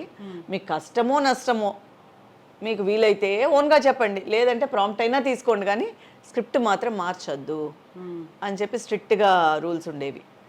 సో శరత్ బాబు గారితో సహా ఒక అక్షరం కూడా మార్చేవారు కాదు. అలాగే ఆయన అనుకున్నట్టే జనాల్లో కూడా అంత డీప్గా వెళ్ళిపోయింది అది. అందరు రోల్స్ కూడా అసలు ఈ రోజుకి చెప్పుకునేటట్టు అయిపోయింది. ట్రూ. సినిమాల నుంచి సడన్గా సీరియల్స్ వైపు వెళ్ళాలి అనేది ఎందుకు అనిపించింది అలా? అదే అన్న, సినిమాలో ఒక షిఫ్ట్ అది. అవును, అదే నాకు సీరియల్ సినిమా సపరేట్గా చూడలేదు నేను. అంతా సేమ్ అనుకున్నారు? అంతా సేమ్ అనుకున్నా, యాక్టింగే మెయిన్ అనుకున్నా. ఓకే, ఇక్కడ యాక్టింగే మనం చేసేది, ఇక్కడ యాక్టింగే కదా మనకి, ఇక్కడ మంచి రోల్, ఇంకా పర్ఫార్మెన్స్ స్కోప్ ఉండేది. మెయిన్ రోలు మనకి మన మీదే కదా అని అనుకున్నాను. కానీ అది పెద్ద విషయం, ఇది చిన్నది. మనం సినిమాలకి వెళ్తే, సీరియల్కి వెళ్తే సినిమాలు రావు, దీనికే పరిమితం అయిపోతాము. అసలు ఆ థాటే వెళ్ళలేదు ఆ టైంలో నాకు. మేబీ ఎందుకు వెళ్ళలేదు ఏంటి అనేది తెలియలేదు. ఆ తర్వాత దానివల్ల చాలా సినిమాలు మిస్ చేసుకున్నాను కూడా. తెలుగు. సో టోటల్గా నేను మలయాళానికి వెళ్ళిపోయిన దానికి అసలు ఎన్ని సినిమాలు అడిగేవారో, అన్ని సిస్టర్ రోల్స్, అత్త రోల్స్. తర్వాత కొంచెం డెవలప్ అయిన తర్వాత చాలా ఇప్పుడు దిల్ రాజు గారి సినిమాలన్నీ ఫ్యామిలీ ఓరియంటెడ్గా వచ్చేవి కదా. సో టోటల్గా చాలా క్యారెక్టర్స్ ఇంపార్టెంట్గా ఉండేవి, చాలా ఇవి వచ్చేవి. అన్ని సినిమాలు అడిగేవారు, కానీ ఏది దేనికి చేయలేకపోయేదాన్ని. ఎందుకంటే అన్ని 15 days రాజమండ్రి షెడ్యూల్, అక్కడ షెడ్యూల్, ఇక్కడ షెడ్యూల్, మీరు 3 months ఇవ్వాలి, అది ఇది అని చెప్పి లెంత్ షెడ్యూల్స్ చెప్పేవారు. ఫ్యామిలీ సబ్జెక్ట్ అది, మొత్తం అందరూ ఉండాలి అని చెప్పి మనకి ఇక్కడ ఒక 4 రోజులు ఇవ్వడమే కష్టంగా ఉండేది. సో అలా టోటల్గా సినిమాలకి దూరం అయిపోయాను. ఒక విధంగా చెప్పాలంటే టోటల్గా సినిమాలే లేకుండా అయిపోయి. తెలుగు సినిమా లాస్ట్ ఏంటి మీరు చేసింది? ఊ కొడతారా ఉలికి పడతారా చేశాను, అంతే. మంచు మనోజ్ గారిది అంతే. తర్వాత లక్ష్మీ ప్రసన్న బంగారు రాజుని ఒక సినిమా చేశాను హీరోకి మదర్గా, అది లేటెస్ట్గానే చేశాను. అది మెయిన్ రోల్గానే చేశాను. ఆ తర్వాత అదే చెప్తున్నాను కదా, ఎప్పుడు ఏది అడిగినా లేదా. ఎందుకంటే 1 to 15 నేను ఆల్మోస్ట్ ఏవిఎంలో ఉండేదాన్ని. నేను ఏవిఎంలో 8 megas చేశాను. ఓకే, వెరీ ఫస్ట్ మూవీ కూడా ఏవిఎం నుంచే చేశారు మీరు? విజయకాంత్ గారు? అది ఏవిఎంది కాదు, అది వచ్చి వాళ్ళ ఓన్ ఫిల్మ్, విజయకాంత్ గారి ఓన్ ఫిల్మ్. వాళ్ళ పార్ట్నర్స్ ఇద్దరు ఉండేవారు వాళ్ళది. ఏవిఎంలో వచ్చి నేను ఒక స్త్రీ కథ ఫస్ట్ చేశాను సెకండ్ లీడ్గా. తర్వాత నుంచి మొత్తం అన్ని సీరియల్స్ నేనే హీరోయిన్ ఉండేదాన్ని. ఒక 5-6 megas చేశాను. లక్కీ చామ్ అందరూ ఏవిఎం ఆర్టిస్ట్ అని అనేవారు. సో ఇక్కడ మిగతా కంపెనీస్ కూడా చేయకపోవడానికి కూడా మెయిన్ కారణం ఒకటైతే ఒకటి వాళ్ళే ఇచ్చేసేవారు. ఒకటి ఫినిష్ అవ్వడం, ఒకటి పూజ, ఒకటి ఫినిష్ అవ్వడం, ఒకటి పూజ, అలా జరిగేది. అప్పుడు 15 days ఇక్కడ ఇచ్చేసేదాన్ని, 1 to 15th, 16 to 30 కేరళ ఇచ్చేసేదాన్ని. ఓకే. సో 2 megas అలా వెళ్ళిపోవడం వల్ల ఇంకెక్కడ, ఎప్పుడైనా షూటింగ్ లేకపోతేనే ఫ్రీ, కానీ ఆల్మోస్ట్ మీకు ఎప్పుడు ఫ్రీ ఉండేది కాదు. అలా తెలుగు సీరియల్స్ కూడా చేయట్లేదు ఇంకా. ఎందుకంటే తెలుగు కొన్ని రోజుల తర్వాత అక్కడికి షిఫ్ట్ అయిపోయింది. నేను అంతరంగాలు చేసేటప్పుడు ఇక్కడే షూట్, అంతరంగాలు ఇక్కడే, మేము చెన్నైలోనే చేసాం అంతరంగాలు. బాలాజీ వీళ్ళంతా అక్కడి నుంచి వచ్చేవారు, కిన్నెరా గారు, బాలాజీ హైదరాబాద్ నుంచి ఇక్కడికి వచ్చేవారు. నేను, శరత్ బాబు గారు, అశ్విని అందరు ఇక్కడే ఉండేవాళ్ళు, కల్పన గారు అందరు ఇక్కడే ఉండేవాళ్ళు, మేము నలుగురు ఇక్కడ ఉండేవాళ్ళం. సో ఇక్కడే జరిగేది షూట్. తర్వాత అనుబంధానికి అంతరంగాలు చూసి అనుబంధానికి నన్ను అక్కడ పిలిచారు కాబట్టి ఉషా కిరణ్ మూవీస్ వాళ్ళు అక్కడికి వెళ్ళేదాన్ని, ఈటీవీ నేను వెళ్ళాను. అన్వేషిత కూడా అలాగే, అన్వేషిత అనుబంధం అక్కడికే వెళ్ళాను. ఆ తర్వాత నేను హీరోయిన్ అయ్యి అప్పటి వరకే మామూలు సెకండ్ లీడ్ చేస్తూ ఉన్నదాన్ని, ఏవిఎం వాళ్ళు హీరోయిన్గా ఇచ్చారు. ఆ తర్వాత ఇంకా హీరోయిన్గా కంటిన్యూస్గా చేయడం వల్ల ఇక్కడే ఉండిపోయాను. ఆ తర్వాత మలయాళం ఎంట్రీ అవ్వడం వల్ల ఇక్కడ అసలు ఇంకా తెలుగుకి అక్కడ తర్వాత ఏంటంటే అంతా షిఫ్ట్ అయిపోయింది అక్కడికి, మన హైదరాబాద్ షిఫ్ట్ అయిపోయారు, చాలామంది ఆర్టిస్టులు షిఫ్ట్ అయిపోయారు. సో నేను షిఫ్ట్ అవ్వలేదు, నాకు ఇక్కడ బిజీగా ఉండడం వల్లేమో మరి నేను షిఫ్ట్ అవ్వలేదు. సో అప్పటి నుంచి తెలుగు చాలా తగ్గిపోయింది. ఆ తర్వాత స్ట్రైట్గా ఫస్ట్ టైం మదర్గా కెరటాల్ మంజులా నాయుడు గారిది. ఎప్పుడు విన్నానే కానీ చాలా హిట్, అది ఇది మంజులా నాయుడు గారికి మొగల్ రేకులు కానీ చక్రవాకం కానీ ఇలాంటివన్నీ అసలు చాలా హిట్ అన్నాను కానీ ఎప్పుడు సో చూడలేకపోయా. అంటే రెగ్యులర్గా చూడలేం కదా, టైమింగ్ మాకు 9 o'clock వదులుతారు నైట్, చూడలేకపోయాను. నువ్వు అక్కడి నుంచి ఫోను కెరటాలు వాళ్ళ సబ్జెక్టు అనగానే సరే మదర్ రోల్ అయినా పర్వాలేదని ఫస్ట్ టైం మదర్కి యాక్సెప్ట్ చేసింది అందులోనే, కెరటాల్లోనే. ఓకే. ఆ తర్వాత రక్త సంబంధం అని, భార్య అని, సో టోటల్గా మదర్గా వెంటనే మన అయితే ఏంటంటే మన తెలుగు వాళ్ళు ఎప్పుడూ నన్ను పిలుస్తూనే ఉన్నారు. సో దానికి నేను చాలా లక్కీ అనే చెప్పుకోవాలి. ఎప్పుడు కూడా నేను ఏదో చెన్నైలో ఉన్నానో నన్ను ఎప్పుడు వదిలేయలేదు, పక్కన పెట్టలేదు, నన్ను అడుగుతూనే ఉన్నారు, పిలుస్తూనే ఉన్నారు. నాకు వీలు కాలేదంటేనే పాపం ఇంకేం చేయలేక వదిలేసేవారు. సో తెలుగు ప్రేక్షకులకి చెల్లిగా పరిచయం అయ్యారు, ఆ తర్వాత మళ్ళీ రీఎంట్రీ తల్లిగా రావడం అనేది, సో క్వైట్ కాంట్రాస్ట్ రోల్స్ అనేవి అక్కడ కనిపిస్తూ ఉంటాయి కదా. చెల్లిగా అయిన తర్వాత హీరోయిన్గా చేశాను జానకి, నా ఫస్ట్ సీరియల్ జెమినీలో జానకి అని, అదే ఫస్ట్ ఏవిఎం వాళ్ళు ఇచ్చింది నాకు సీరియల్. ఓకే. తెలుగు సీరియలే ఇచ్చారు ఫస్ట్ నాకు, తర్వాత తమిళ్కి, తర్వాత సేమ్ జానకి రీమేక్ చేశారు తమిళ్లో, నేనే చేశాను. ఆ తర్వాత ఒక 4 మెగాలు వచ్చి తమిళ్లో చేశాను. సో ఫస్ట్ సీరియల్ నేను హీరోయిన్గా తెలుగే, జానకి అని జెమినీలో వచ్చింది. సో ఒక ట్రెడిషనల్ ఆర్థోడాక్స్ ఫ్యామిలీ నుంచి వచ్చిన తర్వాత సినిమాలు అంటే ఫస్ట్ వచ్చినటువంటి రియాక్షన్ ఏంటి అసలు? ఫస్ట్ అందరికీ చాలామందికి మా వాళ్ళకి నచ్చలేదు. అవును, ఎందుకంటే అప్పుడు కొంచెం ఆర్థోడాక్స్గానే ఉండేవారు కాబట్టి కొంచెం చాలామందికి బయట ఎవరు చెప్పలేదు, కానీ చాలామందికి నచ్చేది కాదు, ఎలా ఉంటుందో ఏంటో అని. బట్ నా కెరియర్ బాగుండడం వల్ల అందరూ ఈరోజు హ్యాపీగా ఉన్నారు. మేబీ కెరియర్ కనుక సరిగా నేను డిజైన్ చేసుకోలేకపోతే నాకు అలా ఒకవేళ అమరకపోతే మేబీ కష్టపడేవారేమో. బట్ ఈరోజు అందరూ హ్యాపీ. సో ఆ టైంలో మీనా కుమారి ఇలా సినిమాల్లోకి వెళ్తోందంట, ఎందుకు ఎందుకు ఎందుకు అనే క్వశ్చనే వచ్చేది. ఎందుకంటే నేను బేసిక్గా మా నాన్నగారు CA, సో నేను అకౌంట్సే తీసుకున్నా ఇంటర్ ఫస్ట్ ఇయర్లో. అవ్వచ్చు కదా, చదువుకోవచ్చు కదా, ఇది వచ్చేసి ఒక స్టాండర్డ్ అయిన జాబ్ కాదు కదా, మన ఇంట్లో ఎవరు లేరు కదా. బట్ ఏంటంటే మా కజిన్ అప్పటికే సినిమాటోగ్రఫర్. ఓకే. సో తను అప్పటికే ఫిల్మ్ స్టార్ట్ చేసి జీన్స్ తనే చేసింది, సెకండ్ కెమెరా మొత్తం అశోక్ కుమార్ గారితో. సో జీన్స్ తను మొత్తం అన్ని దేశాలు చూసి వచ్చేసింది ఫస్ట్ సినిమాకే. సో అశోక్ కుమార్ గారు, సుహాసిని గారు ఆయన శిష్యురాలే, విజయలక్ష్మి బిఆర్ విజయలక్ష్మి ఆయన శిష్యురాలే, విజయశ్రీ గారు కూడా ఆయన శిష్యురాలే. సో తను ఉండే దానివల్ల కొంచెం ధైర్యం ఉండేది, అంటే మనం ఏం తెలియకుండా అడుగు పెట్టలేదు కదా. సో మన వరకు మనమై వెళ్ళి మనమై అడిగి మనమై అవకాశాల కోసం ఎదురు చూడలేదు.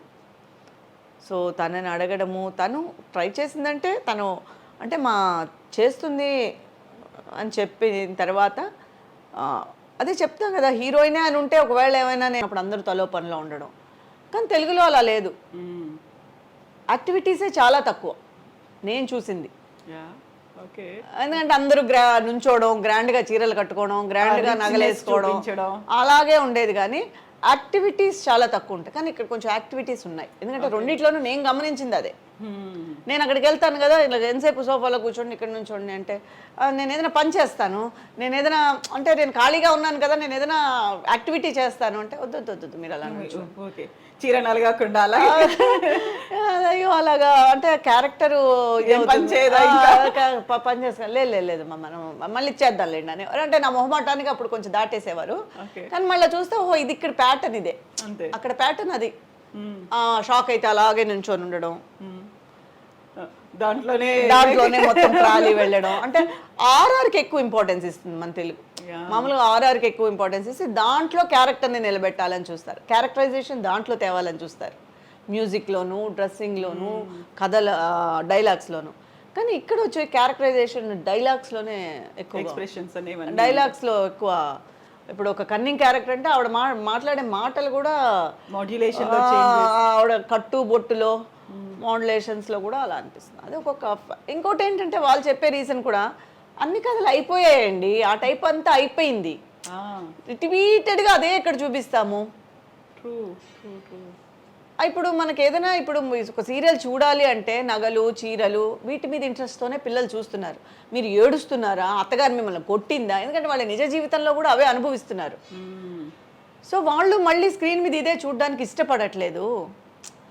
సో సంథింగ్ ఆ టైప్ ఆఫ్ స్టోరీస్ అన్నీ అయిపోయాయి. ఎందుకంటే 20 years అయిపోయింది సీరియల్ స్టార్ట్ అయ్యి, రాని స్టోరీ లేదు. బట్ ఇప్పుడు మేము ఇంకొంచెం కలర్ఫుల్గా చూపించాలంటే గ్రాండినెస్సే చూపించాలి అని వాళ్ళు రీజన్ చెప్పినప్పుడు అది కరెక్టేనేమో యాక్సెప్ట్ చేయాలంతే. సో నగలు, చీరలు అనుకున్నప్పుడు మీనా కుమారి గారి సెలెక్షన్స్, నగలు, చీరలు అన్ని వాళ్ళే ఇస్తారా, ఆ తర్వాత ఏం చేస్తారు వాటన్నిటిని? లేదండి, ఇప్పుడు యాక్చువల్గా మాకు విలేజ్ ఉంది కదా, చాలా మంది చీరలు అడుగుతూ ఉంటారు వర్కర్స్. ఇంకోటి ఏంటంటే నేను చేసినవన్నీ సాఫ్ట్ క్యారెక్టర్ కాబట్టి నాకు పెద్ద పెద్ద చీరలు ఏమి ఉండేవి కాదు.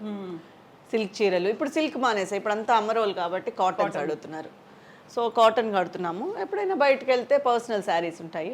సో మ్యాక్సిమం నాకు నగలు, చీరలు అనేవి చాలా తక్కువ. నేను చేసిన రోల్స్ అన్నీ సాధు రోల్స్ కాబట్టి ఏదో కొంచెం నల్లపూసలు, ఏదో చిన్న స్టడ్స్ అలాంటివి ఉండేది. కానీ ఇప్పుడు మనం అదే తెలుగుకి వెళ్ళినప్పుడు భార్య ఇవన్నీ చేసినప్పుడు ఫంక్షన్స్, మన ఛానల్ ఫంక్షన్స్ అలాంటి అన్నప్పుడు నాకు ఇస్తాము, అందరికీ ఇస్తూ ఉంటాము. చీరలు అయితే ఆల్మోస్ట్ పంచిపెట్టేస్తాం. ఏం చేస్తాం, ఇప్పుడంతా ఆన్లైన్లోనే 100 రూపాయలకి 5 చీరలు వస్తుంటే అలా అయిపోయింది కదా ఇప్పుడు టోటల్గా. ఇప్పుడు బట్టకు విలువ పోయింది. ఒకప్పుడు బట్టకి అనేది విలువ ఎక్కువ ఉండేది. ఇప్పుడు మీరు మంచిది ఇచ్చినా కూడా వాళ్ళు ఆన్లైన్లో, మా వంట మనిషి అంతేందుకు మా వంట మనిషి ఆన్లైన్లోనే బుక్ చేసుకుంటుంది. ఊర్లో మా ఫామ్ హౌస్లో మొత్తం మేము ఎలా అయితే మీషో, అమెజాన్ ఇలాంటివన్నిట్లో బుక్ చేస్తామో అది అలాగే బుక్ చేసుకుంటుంది. ఇంకా ఎక్కువ మాట్లాడితే ఇది బుక్ చేయండి అని అదే చూపించి మాకు పెడుతుంది. బిల్లు మాత్రం మీరు పెట్టండి, మీరు కట్టండి, నాకు ఇవి కావాలి అని. Okay okay. So sorry selection మీరే చేసుకుంటారా సీరియల్స్కి? వాళ్ళే చేస్తారు? లేదు, మా చాయిస్. అంటే క్యారెక్టర్ చెప్తారు కాబట్టి మా ఫిజిక్ ఏది బాగుంటుందో మేము సెలెక్ట్ చేసుకుంటేనే కరెక్ట్. కొన్ని వాళ్ళు ఇచ్చేవాళ్ళు శారీస్, అలాంటప్పుడు ఒక్కొక్కసారి ఏమనిపించేది అంటే వాళ్ళు ఇచ్చిన మెటీరియల్స్ మనకు సూట్ అవ్వదు. కొన్ని బాగుంటాయి, వాళ్ళు ఇచ్చి బాగుంటాయి కనుక వాళ్ళవి కంటిన్యూ చేస్తాము. ఒకవేళ బాగాలేదు అనిపించినప్పుడు మేము సెలెక్ట్ చేస్తాం. ఓకే. సో ఇప్పుడు మీనా కుమారి అనగానే మనకు ఫస్ట్ బాలీవుడ్లో మదర్ ఇండియా మీనా కుమారి, అక్కడి నుంచి ఆల్రెడీ ఒక హీరోయిన్ మీనా ఉన్నారు, మీరు ఉన్నారు, ఇంకొక నాకు ఈ మధ్య చాలా మీనా గారి కాల్స్ అన్ని నాకు వచ్చేస్తాయి. నాకు ఇప్పుడంతా మీనా గారా అండి అంటే, మీనా గారా అంటే హీరోయిన్ గారి గురించి చేశాను, ఆవిడగా చేస్తుంటారు. నేను మీకు పిక్ పంపిస్తాను, తర్వాత ఫోన్ చేయండి మీకు అని చెప్పేదాన్ని. నేను ఫస్ట్ పిక్ పంపిస్తాను మీకు, అప్పటి వరకు నేను ప్రొఫైల్ ఫోటో పెట్టలేదు. యూజువల్గా ప్రొఫైల్ ఫోటో పెడితే వాట్సాప్లో అన్నెసెసరీ కాల్స్ వస్తున్నాయి, అందుకని నేను ప్రొఫైల్ ఫోటో పెట్టలేదు. ఈ కాల్స్ చూసి నేనే ప్రొఫైల్ ఫోటో పెట్టేశాను. సో వాళ్ళు కొంచెం ఐడెంటిఫై చేసుకోవడానికి ఈజీగా ఉంటుంది కదా మాట్లాడుతున్నాము. నాకు ఆల్మోస్ట్ మీనా గారి గురించి 2 సినిమాలు రోల్స్ కూడా చెప్పేశారు. నేను రోల్ చెప్పినప్పుడే అనుకున్నాను ఏదో కొడుతోంది, ఎక్కడో తేడా కొడుతోంది, నాకు ఎక్కడో తేడా కొడుతోంది అనుకున్నాను. ఆ తర్వాత నేను అనుకున్నట్టే జరిగింది. సో మరి మిమ్మల్ని అక్కడ లొకేషన్లో కావచ్చు ఏ పేరుతో పిలుస్తూ ఉంటారు? మీనా అనే పిలుస్తారు అంతే. సో మీనా అనగానే ఇప్పుడు తెలుగులో ఇంకో లొకేషన్లో నేను ఒకదాన్నే కదా ఉంటాను. అంటే అన్ని మీనాలు ఒకే లొకేషన్లో ఉండరు. అక్కడ మీనా నేనే. తెలుగులో కూడా ఈవెన్ తెలుగులో కూడా మనకి సీరియల్లో కూడా మీనా కుమారి ఇంకొకరు ఉన్నారు కదా. ఇంతమంది మీనాలు ఉన్నప్పుడు ఎవరు పేరు వాళ్ళకి కన్ఫ్యూజ్ అవుతుంది మేనేజర్స్ కి.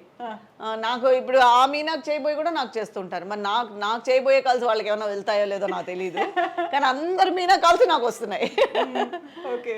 సో యూజువల్ గా ఇదేదో ఒకసారి అన్నమయ్య సినిమాకు ఏదో అనుకుంటాను, కస్తూరి గారిని పెట్టాలి అనుకున్నప్పుడు రాఘవేంద్రరావు గారు ఒకరికి కాల్ చేయమంటే ఇంకెవరికో కాల్ చేశారు. వాళ్ళు వచ్చిన తర్వాత అరే నేను తనకు కాదు కదా వేరే వాళ్ళని అనుకున్నాను కదా అనుకుని వచ్చిన తర్వాత సర్లే కంటిన్యూ చేద్దామని చేసేసారనేది, అలాంటి ఇన్సిడెంట్స్ అలా రాలేదు. ఎందుకంటే నేనే ముందే క్లారిటీ ఇచ్చేస్తాను. వాళ్ళు చెప్పినప్పుడు నాకు కొంచెం మనకు పనిచేస్తుంది కదా, ఎక్కడో కొడుతుంది కదా తేడా. మీరు హైదరాబాద్లోనే ఉంటారు కదా అన్నప్పుడు మనం హైదరాబాద్లో ఉండము, మీరు ఎల్లుండి రాగలుగుతారా, ఆడిషన్ ఉంది. ఆడిషన్కి మనం ఎప్పుడు వెళ్ళింది లేదు, మన ఆడిషన్కి పిలుస్తున్నారంటే ఎక్కడో తేడా కొడుతుంది. లేదా ఎల్లుండి డబ్బింగ్ ఉంది వస్తారా, డబ్బింగ్ అసలు ఏం చేయలేదు, డబ్బింగ్ ఎందుకు పిలుస్తున్నారు వీళ్ళని. సో ఏదో చేసి ఉంటారు ఆవిడ, అందుకని డబ్బింగ్ పిలుస్తుంటారు. లేదండి మీరు కరెక్ట్గా నెంబర్ చూసుకోండి అని. ఓ సారీ మేడం పర్వాలేదులేండి. అందుకని ప్రొఫైల్ ఫోటో పెట్టేసా, గత కొన్ని నెలలుగానే పెట్టా ప్రొఫైల్ ఫోటో, సార్ చూసుకొని ఇలా చేస్తారు అని. ఈ ముగ్గురు మీనాలో ఎప్పుడైనా కలుసుకున్నారా మీరు? ఎప్పుడైనా షోస్లో కలుసుకోవడమే, మీనా అన్నప్పుడు చాలా తక్కువ. సో ఫన్నీ మూమెంట్స్ ఉంటాయి. అదే అదే అదే అదే అనుకుంటాను. మీనా గారి రోల్స్ మనకు వచ్చేసినా కూడా పర్వాలేదు అనుకోవచ్చు, కానీ వాళ్ళు తప్పుగా అనుకోని పాపం మిస్గైడ్ అవ్వకూడదు కదా. ట్రూ. అదే. సో 2-3 స్టోరీలు, సినిమా స్టోరీల వరకు చెప్పేశారు నాకు. స్టోరీ చెప్పరే, ఫస్ట్ ఆఫ్ ఆల్ డేట్ ఉందా అని అడుగుతారు. సో స్టోరీకి వెళ్ళారు అంటేనే ఫస్ట్ మనం ఆలోచించాల్సిన విషయం. సో తర్వాత నేనే అన్నా పిక్ పంపిస్తాను, మళ్ళీ ఆయన ఓయో సో సారీ మ్యామ్ పర్వాలేదులేండి నాకు తెలుసు. నాకు తెలుసు మీరు నా కోసం కాల్ చేయలేదు, మిమ్మల్ని అప్రోచ్ అయ్యేవాళ్ళు డైరెక్ట్గా అప్రోచ్ అవుతారా? అంటే ఇంతకుముందు మా వాళ్ళని అప్రోచ్ అయ్యేవారు, ఇప్పుడు నన్నే అప్రోచ్ అవుతాను. ఇంతకుముందు అయితే నా దగ్గర ఉండేది కాదు ఫోన్. ఓకే. వాళ్ళే మాట్లాడేవారు. స్టోరీ విన్నప్పుడు మాత్రం నాకు ఇచ్చేవారు, క్యారెక్టరైజేషన్ గురించి, కాస్ట్యూమ్స్ గురించి, దాని గురించి. ఇప్పుడు ఇంకా అన్నీ నేనే. ఇంక ఇప్పుడు కూడా నమ్మకపోతే ఎలాగా, ఇన్నేళ్ల తర్వాత 25 years కంప్లీట్ అయిపోయాయి, వదలకపోతే ఎలాగా. సో ఆల్మోస్ట్ ఇప్పుడు అన్నీ నేనే చూసు. ఇంతకుముందు కూడా నాతో కూడా ఎవరో ఒకళ్ళు వచ్చేవారు. ఇప్పుడు నేను మలయాళం మానేసిన కారణం కూడా నాతో కూడా వచ్చేదానికి ఎవరు లేరని. లేకపోతే ఇప్పుడు కూడా నాకు మలయాళం ఆఫర్స్ ఉన్నాయి, రమ్మంటున్నారు. కానీ అంత దూరం వెళ్ళి ఇక్కడే ఉన్నప్పుడు, అప్పుడైతే కథలు బాగుండేది, హీరోయిన్ అన్నప్పుడు మనకి ఆ ఇంపాక్ట్, ఆ ఎనర్జీ లెవెల్స్ వేరేగా ఉండేవి అప్పుడు. ఇప్పుడు మనకి మదర్ అన్నప్పుడు అన్నిట్లోనూ మదర్ ఒకటిగానే ఉంటుంది. మదర్గా పెద్ద మీరు వ్యత్యాసం ఏం చూపించలేరు. హీరోయిన్గా అయితే డిఫరెంట్ మొగుళ్ళు వస్తారు, డిఫరెంట్ ఫ్యామిలీ ఉంటుంది, మీకు కొంచెం వేరియేషన్స్ ఉంటుంది క్యారెక్టరైజేషన్ చేయడానికి. మదర్గా ఏముంటుంది చెప్పండి. అవును. సో మ్యాక్సిమం పిల్లల్ని సపోర్ట్ చేయడమే. అవును. లేదా సఫర్ అవ్వడం, పిల్లలతో ఒకటి సఫర్ అవ్వడం, లేదా పిల్లలకి సపోర్ట్ చేయడం, ఈ రెండే మదర్ రోల్స్. హీరోయిన్గా అలా కాదు, తను కష్టపడిన విధానం, తను పైకి వచ్చిన విధానం, తను ఎవరికి ఏ ఇంట్లోకి వెళ్తుందని తనకి వేరే సో మెనీ సిచ్యువేషన్స్ ఏర్పడతాయి. True true. అందుకని అప్పుడు మనకి దూరంగా వెళ్ళి మంచి కథ చేయాలని అనిపిస్తుంది, ఎంత దూరమైనా పర్వాలేదు. మదర్ అన్నప్పుడు ఎక్కడైనా ఓకే, సరే ఓకే, ఇక్కడే మనకి ఫుల్ ఆఫర్స్ ఉన్నప్పుడు అంత దూరం. పైగా ఏంటంటే మలయాళం వెళ్ళి అక్కడ మనకి ఫుడ్ చాలా కష్టం. మలయాళం ఫుడ్ నేను ఎప్పుడు 10 ఏళ్ళు ఉన్నా కూడా నా ఫుడ్ నేను చేసుకొని తిన్నా. వాళ్ళ ఫుడ్ నేను ఎప్పుడు తినలేదు. బేసిక్గా నేను వెజిటేరియన్. సో వాళ్ళు అక్కడ పొద్దున్న లేచి నాన్ వెజ్ తింటారు, టిఫిన్కే వాళ్ళు నాన్ వెజ్ తింటారు. అవును. సో అక్కడ పొద్దున్న లేవగానే పరోటా బీఫ్ అక్కడ మస్ట్గా ఉంటుంది. సో నేను అప్పుడైతే కుక్కరు, ఇల్లు, నాకు ఒక ఇల్లు ఇచ్చేవారు, నా వెనకాల మా అమ్మ వచ్చేవారు, లేకపోతే ఎవరో ఒకళ్ళు వచ్చి నాకు హోటల్ నుంచి నా ఫుడ్ అది చూసుకునేవారు. నాకు అంత ప్యాంపరింగ్ ఉండేది. సమయానికి తినమ్మా అనేదో ఫ్రూట్స్ ఇవ్వడము, జ్యూస్ ఇవ్వడము, లేకపోతే ఫుడ్ తెచ్చి ఆర్యాస్ అనేది ఉండేది వెజిటేరియన్ హోటల్, అక్కడి నుంచి. ఇవన్నీ ఇప్పుడు ప్రొడక్షన్ వాళ్ళు ఎందుకు చేస్తారు? అవును. సో ఇప్పుడు వాళ్ళని వెళ్ళి వాళ్ళనంత ఇబ్బంది పెట్టే కన్నా ఈ రోల్లో బెస్ట్ మనం ఇక్కడ చేసుకోవడమే బెటర్. ఎగ్ కూడా తినరా? ఎగ్ ఒకసారి ట్రై చేశాను, కానీ నాకు పెద్ద ఇంట్రెస్ట్ అనిపించలేదు. నచ్చలేదు అంటే ఇంట్రెస్ట్గా తిందాము అనే ఆ ఫీల్ కలగలేదు. సో యూజువల్గా మీ డే షెడ్యూల్ ఎలా ఉంటుంది?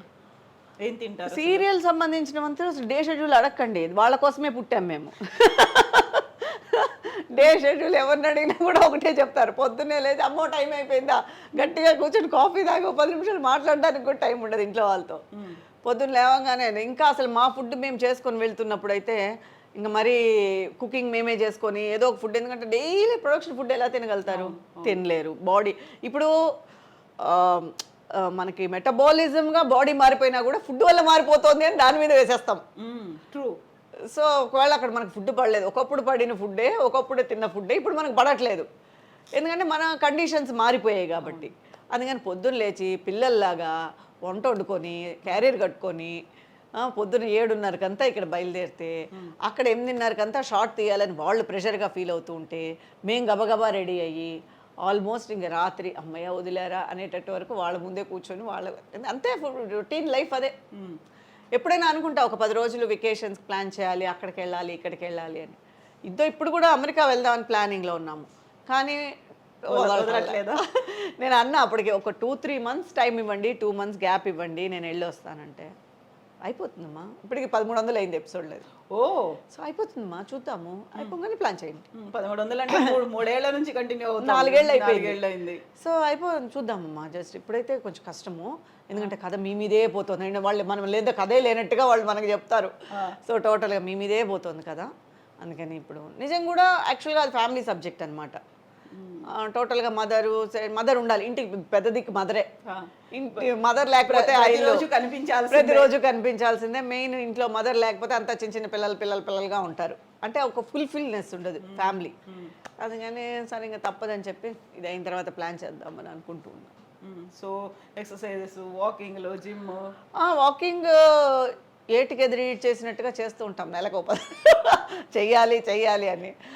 చెయ్యాలనుకునే లోపు కొన్ని రోజులు మిస్ అయిపోతుంది, కానీ స్ట్రిక్ట్గా చేసేవాళ్ళు కూడా ఉన్నారండి. నేను అందులో సోంబేరి, మనం కొంచెం అంత సిన్సియర్ కాదు, కానీ సిన్సియర్గా చేసేవాళ్ళు కూడా ఉన్నారు. కొంతమంది ఆర్టిస్టులు 4ంటికి లేచిపోయి కష్టపడి, మరి అంత కష్టం చేయలేను నేను. డే అంతా అక్కడే గడిచిపోవాలి, పడుకోవాలి. అమ్మో మనకు నిద్ర ముఖ్యం అని చెప్పి 6ంటికి 5:30కి కానీ 5ంటికి కానీ తక్కువగా లేవం. లేచిన వెంటనే మనకి అయ్యో క్యారియర్ ఫుడ్ లేకపోతే కష్టం, అక్కడ ఫుడ్ చేసుకోవాలి ముందని ఫుడ్, అలా అలా అలా అలా అలా ఎక్కడ ఎస్కేప్ అయిపోతాం, ఎక్సర్సైజ్ దగ్గర ఎస్కేప్ అయిపోతాం. అంతే, అదొకటి మైనస్. మనమే చెప్పుకుంటాం, అయ్యో అందుకని చేయలేదు, లేకపోతే నువ్వు చాలా సిన్సియర్ చేసేసి ఉంటావు. అవును, వచ్చేసరికి లేట్ నైట్ అయిపోతుంది, చాలా అస్సలు కాళ్ళు నొప్పులు. ఈ మధ్య అయితే అసలు కాళ్ళు నొప్పులు ఎక్కువ అయిపోతున్నాయి అని చెప్పేసి పడుకోవడం. నెలకి ఎక్స్క్యూజెస్ ఎక్కువైపోయి చాలా మినిమల్ అయిపోతుంది. అలా ఉండకూడదు, నెక్స్ట్ నుంచి అయినా ట్రై చేస్తాను అలా ఉండకుండా ఉండడానికి. ప్రస్తుతానికైతే అలా ఎస్కేప్ అయిపోతున్నాం. ఇంకో సీరియల్లో మదర్ రోల్ రాకుండా ఉంటే ఇంకోటి ఏదైనా నేను అలాగే అనుకుంటాను. ఇది అయిపోయిన తర్వాత మనకని ఒక 15 days పెట్టుకుందాం, మనం టైం టేబుల్ కరెక్ట్గా, మన ఎక్సర్సైజ్ కరెక్ట్గా మనం చేద్దాం అనుకునేసరికి ఎవరో ఒకళ్ళు కథ చెప్తారు, బాగుంటుందని, మీరే చేయాలని కదా, మనమే చేస్తే బాగుంటుంది కదా, సరే అయితే ఇది చేద్దాం అది చేద్దాం, ఎక్సర్సైజ్ చేసి అది కరెక్ట్గా చేసేద్దాం అని షాపింగ్కి వెళ్ళి 4 టీ-షర్ట్లు, 4 పైజామాలు, షూస్ అన్నీ కొని పెట్టుకోవడంతో కరెక్ట్గా ఉంటుంది. ఆ తర్వాత రేపటి నుంచి ఇంకా రేపు రావట్లేదు. న్యూ ఇయర్ రిజల్యూషన్స్ పెట్టుకున్నట్టు అన్నీ అలా ఉందనమాట. అన్నీ అలా చూస్తూ ఉంటాయి నన్ను అల్మార్లోంచి అన్నీ, ఎప్పుడు వస్తావు, ఎప్పుడు వెళ్తావు, ఇంకా నువ్వు చెప్పుకుంటున్నావా అని తిడతారు చాలామంది. ఏంటి నువ్వు అసలు మెయింటైన్ చేయట్లేదు, అందుకే చూడు నీకు మదర్ రోల్ వచ్చేసింది, నీ ఏజ్ వాళ్ళు ఇంకా నువ్వు హీరోయిన్గానే చేస్తున్నారు, నువ్వు అసలు మెయింటైన్ చేయవు అది ఇది అని. మనకి ఎక్కడ ఏం రాసి ఉంటే అది వస్తుంది అని చెప్పేసి గమ్మనం. కానీ మెయింటైన్ చేయాలి యాజ్ ఏ ఆర్టిస్ట్గా, అవన్నీ మెయింటైన్. ఇప్పుడు ఆర్టిస్ట్ కాకపోయినా కూడా మెయింటైన్ చేయాలి, నాలాగా ఎవరు ఉండకూడదు, బాగా చేసుకోవాలి అందరూ. ఇన్నేళ్లలో 25 ఏళ్లలో మీరు సంపాదించిన ఆస్తులు ఎక్కువ, మీ హస్బెండ్ ఆస్తులు ఎక్కువ అంటే ఏం చెప్తారు? ఆస్తి మీద పెద్ద కాన్సన్ట్రేట్ చేయలేదు. ఆస్తులు అనేది ఎక్కువ తక్కువ అనేది తెలియలేదు నాకే. ఆస్తి అనేది అంటే బాబు చదువుకున్నాడు కదా, డాక్టర్ చేశాం కదా, కొంచెం ఆస్తులు కరిగాయి. ఆబ్వియస్గా కరుగుతాయి డాక్టర్ అంటే. సో ఓకే, దేవుడు పెట్టింది కొంచెం ఉంది, అక్కడ వెనకేసుకోవాలి అనే ఆలోచన రాలేదు. అంటే వెనకేసుకున్నది తక్కువనే చెప్పాలి, ఖర్చు పెట్టింది ఎక్కువ. ఓకే, పెద్దగా వెనకేసేసుకొని పెద్దగా కోట్లు సంపాదించేసింది కాదు, కానీ okay, not bad, not dependent. Okay. So యూజువల్గా మీనా కుమారి గారు అనగానే నటి సౌందర్య, సహజ నటి, అలాగే అందంగా ఉంటారు, మీలాగే ఎక్స్పోజింగ్, మిగతా వాటన్నిటికీ నో అని చెప్పినటువంటి తనని రీప్లేస్ చేస్తారు అనేటువంటి ఒక ఫీల్ కూడా కనిపించింది కదా. అవునండి, నాకు సౌందర్య గారు అంటే ఎందుకంటే జయమ్మన్న దేరాలో ఆవిడే హీరోయిన్, నాకు కాంబినేషన్ రాలేదు కానీ మేము సెట్లో కలిసాం. తర్వాత ఫంక్షన్లో కలిసాం. 175 డేస్ ఫంక్షన్ జరిగింది తిరుపతిలో, అప్పుడు కలిసాం. నాకు ఆవిడంటే చాలా ఇష్టం. అంటే ఎంత నిజంగా మనం అనుకున్నట్టు మన లైఫ్ కుదరడం అనేది ఎంత కష్టమైన విషయం, అది ఈ ఫీల్డ్లో. అలా ఒక హీరోయిన్గా ఒక వెలుగు వెలిగారు అంటే నిజంగా ఆవిడ పోయినప్పుడు నాకు చాలా బాధేసింది. నేను అప్పుడు ఏవిఎం షూట్లో ఉన్నాను, అసలు నమ్మలేదు. లిటరల్గా ఏదో ఒక అక్కనో లేకపోతే ఎవరో క్లోజ్ ఇంట్లో వాళ్ళని కోల్పోయినట్టుగా కళ్ళలోంచి అలా ఆటోమేటిక్గా బాధ వచ్చేస్తూనే ఉండింది. ఇప్పుడు కూడా అసలు తలుచుకుంటే చాలా బాధేస్తుంది. ఎందుకంటే అలాంటి ఎవ్వరికి రాకూడదండి ఆ పరిస్థితి, మాత్రం ఏ ఆర్టిస్ట్కి రాకూడదు. నిజంగా ఎంతో కష్టపడితే కానీ ఆ పొజిషన్ రాదు. ట్రూ కదా, టోటల్గా. అలాంటప్పుడు ఆ పొజిషన్ని అంత తక్కువగా ఇది చేయడం అనేది చాలా కష్టమైన బాధాకరమైన విషయం. ఏ హీరోయిన్కి కానీ ఏ ఆర్టిస్ట్కి కానీ మామూలుగా ఎవరికి రాకూడదు. కానీ అంత కష్టపడి అంత ఉన్నత స్థాయికి వెళ్ళి ఆవిడలాగా అలాగే శ్రీదేవి గారి మరణం, సో ఈ రెండు డైజెస్ట్ అవ్వని విషయాలండి. సో టోటల్గా సౌందర్య గారిది అయితే మరీ దారుణం. ఆవిడ ఎంత పీక్లో ఉన్నారండి అప్పుడు, ఎంత అసలు కొంచెం కూడా చాలా బాధేసింది. అందులో అలా హెలికాప్టర్ క్రాష్ అయింది, అందులో నమ్మలేదండి అసలు. నిజం చెప్తున్నారా అబద్ధం చెప్తున్నారా అని చెప్పేసి తర్వాత నిజం అన్న తర్వాత అదే అనుకున్నా, ఒక ఆర్టిస్ట్గా అనుకున్నా. మనము ఒక ఆర్టిస్ట్ కదా, అప్పుడు ఎంత అప్పుడే పెళ్లి చేసుకొని సో ఒక లైఫ్ అనేది అప్పుడే స్టార్ట్ చేస్తున్నారు. ఎన్ని ఆశలు ఉంటాయి. అట్లా ఆవిడ చాలా నచ్చిన హీరోయిన్, ఆవిడ మరణం అనేది కూడా అసలు జీర్ణించుకోలేము. అందుకే ఈ రోజు కూడా ఆవిడ స్క్రీన్ మీద వచ్చిందంటే బాధేస్తుంది. అయ్యో మంచి ఆర్టిస్ట్, అయ్యో ఎన్ని ఆశలతో ఉండుంటారో, అసలు అలా పోయినప్పుడు ఆవిడ ఫీలింగ్ ఎలా ఉంటుందో అని బాధేస్తుంది. ఆ ఏజ్లో పోవాల్సింది కాదు అసలు. చాలా అసలు ఎంతో లక్కీ, ఎంత అదృష్టం ఉంటుందో అంత దురదృష్టం కూడా ఆవిడ అలా వెంటాడిందేమో అనిపిస్తుంది. ట్రూ కదా, ఎంత అదృష్టం వచ్చిందో అంత దురదృష్టమో ఆవిడ వెంటనే అలా సెకండ్ హాఫ్ అనేది అలా కొట్టేసింది ఆవిడ. ఇంకా బాగుందాము, ఇంకా అన్ని లైఫ్లో అన్నీ సెటిల్ అవుదాము అనేటప్పుడు అక్క చెల్లో, అక్క తమ్ముడో, అన్న చెల్లో మరి తెలియదు, ఇద్దరు ఒకేసారే కదా. చాలా కష్టమైన విషయం. అవును. సో మిమ్మల్ని కూడా అలా సౌందర్యలాగా అనుకునేవాళ్ళు కదా. అవునండి, ఫస్ట్ సావిత్రి గారితో కూడా నన్ను కంపేర్ చేసేవారు. నాకు చాలా ఆనందం వేసేది. నటన ఉందో లేదో నాకు తెలియదు కానీ ఆ రోల్స్, ఫ్యామిలీ రోల్స్ నేను చేసేటప్పుడు కూడా చాలామంది నన్ను తమిళ్లో కూడా సావిత్రి గారితో కంపేర్ చేసి, నీకు అలాంటి రోల్స్ వస్తాయి, నువ్వు అంత బాగా చేసావంటే అలా ఉంటావు, నువ్వు అలా కొంచెం ఫిజిక్ కూడా నీది అలాగే ఉంటుంది, బొద్దుగా ఉంటారు అలా అనేవారు. తర్వాత సౌందర్య గారు కూడా అలాంటి రోల్స్ చేసేటప్పుడు డెఫినెట్గా అవన్నీ ఒక ప్లస్ పాయింట్సే కదా మనకి. మంచి ఒక పాజిటివ్ వైబ్స్. సో టోటల్గా అవి చెప్పేటప్పుడు మనం ఏదో సక్సెస్ అయిపోయాము అన్న ఫీల్ కలిగిస్తూ ఉంటుంది లైఫ్కి. అండ్ మీనా కుమారి గారు ఎంత యాక్టింగ్ ఎలా చేస్తారో అంతే బాగా. ఒక్క నిమిషం, నాకు నిజంగానే ఆవిడ గురించి తలుచుకుంటే బాధ వస్తుంది. అవును అసలు టోటల్గా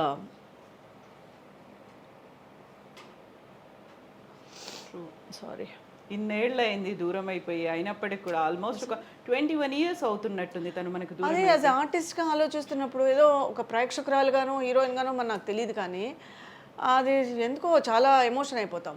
అలా ఆ సిచ్యువేషన్ ఒక ఆర్టిస్ట్కి వచ్చింది అంటే. అలాగే సిల్క్ స్మిత గారు ఈ సూసైడ్ చేసుకుని అసలు ఎలా అనేదే పాపం అర్ధాంతరంగా దూరం అయిపోవడం అనేది జీర్ణించుకోలేకపోతాం చాలామంది ఆర్టిస్టులు. ట్రూ. అలాంటప్పుడు ఈ ఫీల్డ్ మీద భయం వేస్తుంది. ఏంటి ఈ ఫీల్డ్ అలా ఎంత మనకి స్టార్డమ్ ఇస్తుందో అంతకంత కిందకి తోసేస్తుందామని. మనం అప్పుడు నార్మల్ లైఫ్ జీవించడం బెటర్ కదా దీనికన్నా, ఈ స్టార్డమ్ ఎందుకు, ఇలా కిందకు తోసేయడం ఎందుకు అని ఒక్కొక్కసారి చాలాసార్లు అనిపించింది కూడా. మనం ఎలా ఉంటాము, మన ఫ్యూచర్ ఎలా ఉంటుంది, ఏమవుతుంది, అలా ఉండకూడదు, సరే చూద్దాము, ఎలా మనకి ఏది రాసిందో తెలియదు కదా అని అలాంటివన్నీ విన్నప్పుడు ఒకలాగా ఒళ్ళు గగురు పొడుస్తుంది. అయ్యో ఈ ఫీల్డ్ మీదే భయం వేస్తుంది. ట్రూ. బట్ మన చేతుల్లో ఏమీ లేదు, ఎలా రాసి పెట్టుందో అనేటువంటిది. అది నా లైఫ్ బట్టే నేను అర్థం చేసుకున్నా. సో మన చేతిలో అనేది ఏం లేదు, ఇట్స్ ఫేట్. నువ్వు రావాలని ఉంది, చేయాలని ఉంది, నీ లైఫ్ ఇందులో సెటిల్ అవ్వాలని ఉంది, నువ్వు నీ ట్రావెలింగ్ ఇలా జరగాలని ఉంది, జరిగింది. అలా ముందుకు వెళ్ళిపోవడమే ఇంకంతే. మీనా కుమారి గారు ఎంత బాగా యాక్టింగ్ చేస్తారో అంత బాగా వంట కూడా చేస్తారనేది. వంట అనేది అంత పెద్ద వంట అని కాదు, ఎందుకంటే ఏదో చెప్తున్నాను కదా, ఇప్పుడు మా ఫుడ్ మేము తీసుకెళ్ళడము, పెద్ద కుక్ కాకపోయినా ఓకే ఈటబుల్, నాకు ఇంట్లో వాళ్ళకి నేనే చేసి పెడతాను.